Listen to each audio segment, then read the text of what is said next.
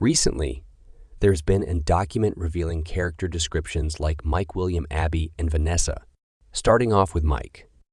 His brother Garrett was taken by an unknown man from a park while Mike, when he was 12 at the time, and his parents who were yards away. Mike's a guy with the weight of the world on his shoulders, Hutcherson says. He's acting as this father figure while at the same time dealing with his own deeply personal trauma. Apparently, he is haunted by that moment of his brother being kidnapped in his dreams, as seen by the trailers. And perhaps the missing kids also end up haunting his dreams.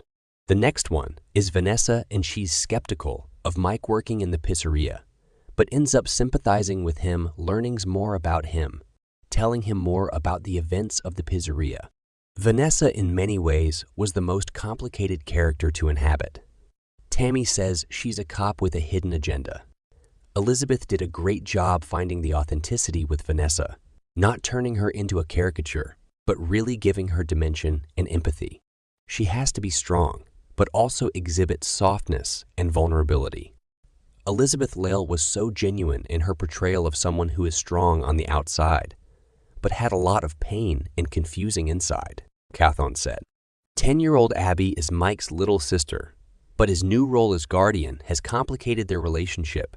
Because of this, Abby tends to draw page after page after page of her artwork, depicting a medieval reel only known by her. But after Mike accepts his new job, he begins to notice a strange overlap between the unusually happening at Freddy's and his sister's drawing. Mike's aunt knows about Abby and Mike's living situation and disapproves of him raising Abby on his own so much. So she registers formal complaints with the other caregivers in Abby's orbit. Though Jane insists she's agitating for no other reason than her loving concerns for Abby, she may have ulterior motives. Maxine, known as Max, to everyone is Abby's babysitter and caregiver while Mike is at work. Max is attentive to Abby, but is quickly concerned that Mike may be unraveling and might not be capable of caring for his little sister. Her intentions are pure, but she's easily manipulated by other people who may not have Mike and Abby's interests at heart. A smug career counselor charged with helping Mike find a job.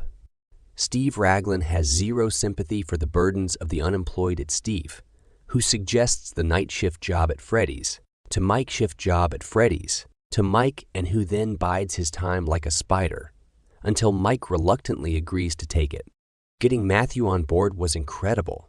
Tammy says he brought so much zaniness and electricity into the mix, and he had such attention to what Five Nights fans would want to see.